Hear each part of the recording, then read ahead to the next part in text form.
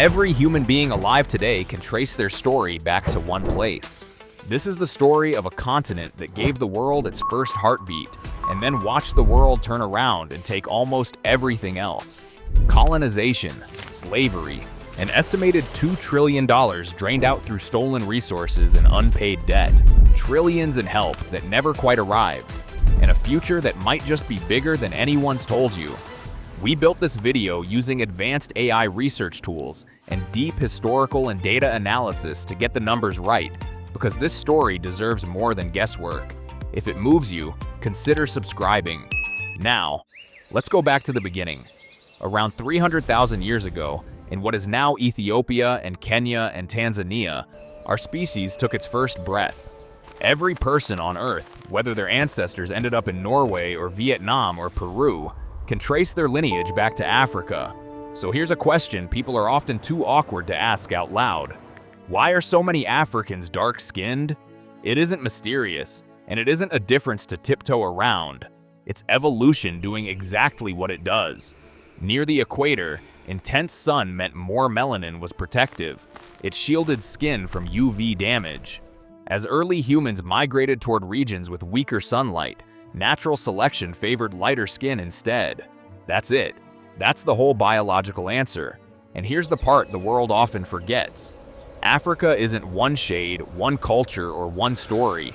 It's 54 countries and thousands of ethnic groups, from the lighter-skinned Amazi and Berber communities of the north to hundreds of distinct peoples across the Sahel in the south. There is no single African. There never was. Long before anyone in Europe drew a map of Africa, Africa was already building empires. Ancient Egypt raised pyramids that still humble engineers today. To its south, the Kingdom of Kush ruled with its own pharaohs. Aksum minted its own currency and traded across the Red Sea. Great Zimbabwe's stone walls rose without a single brick of mortar. And in West Africa, the Mali Empire's ruler Mansa Musa became, by many historians' estimates, one of the wealthiest individuals to ever live. So wealthy that his pilgrimage to Mecca reportedly destabilized gold prices in the region for years. Further east, the Songhai Empire grew into one of the largest states in African history, and its city of Timbuktu became a center of learning. Home to a university and libraries holding hundreds of thousands of manuscripts on astronomy, law, and medicine, centuries before some of Europe's own universities were built. This wasn't a continent waiting to be discovered. It was already thriving. So what happened? Starting in the 1500s, European traders, later joined by American merchants, built a system that would rip more than 12 million men, women, and children from their homes and force them across the Atlantic. Historians estimate close to 2 million died on the voyage alone before ever reaching land. And the transatlantic trade wasn't the only one. For centuries before it, and running alongside it, a separate trans-Saharan and Indian Ocean slave trade forced millions more Africans north and east into the Middle East and beyond. A history that gets talked about far less, but was every bit as real. Entire kingdoms were destabilized. Families were separated forever. And to justify it, a whole architecture of racist pseudoscience was constructed. The lie that some human beings were simply worth less than others. That lie didn't disappear when the ships stopped sailing. It became the foundation for what came next. In 1884, European leaders sat around a table in Berlin and carved up an entire continent, without a single African representative in the room. Within 30 years, roughly 9/10 of Africa was under European control. This wasn't just about flags, it was about what was underneath the ground: gold, diamonds, rubber, cocoa. Later, oil in Nigeria and Angola, and today, cobalt in the Democratic Republic of Congo, the very metal inside the phone you might be watching this on. Colonial powers built railways, but they ran from the mines to the ports, not between African communities. The wealth left. The infrastructure to build a nation on their own terms mostly didn't arrive. In the Congo Free State, ruled personally by Belgium's King Leopold II, forced rubber quotas were enforced with mutilation and mass killing. Historians estimate the region's population fell by millions under his rule. It's one of the darkest chapters of the entire colonial era, and for decades, much of the world simply looked away. Independence movements swept the continent through the 1950s and 60s, and flags changed. But new nations inherited borders drawn by strangers, economies built to export raw materials rather than finished goods, and, in far too many cases, new struggles for power that outside interests were happy to fuel from a distance.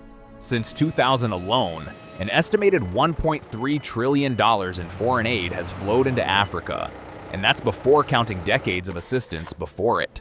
So did it work? Here's the honest, complicated answer. Partly. Life expectancy across the continent has risen.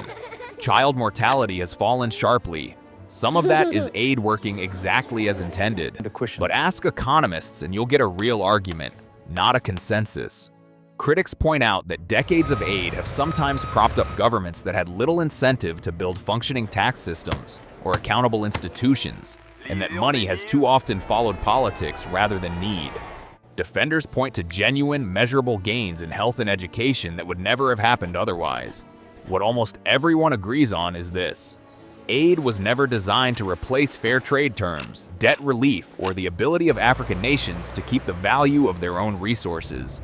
And as of the mid-2020s, roughly 2 in 5 African countries are in debt distress or at high risk of it, paying more to service old loans than aid brings in.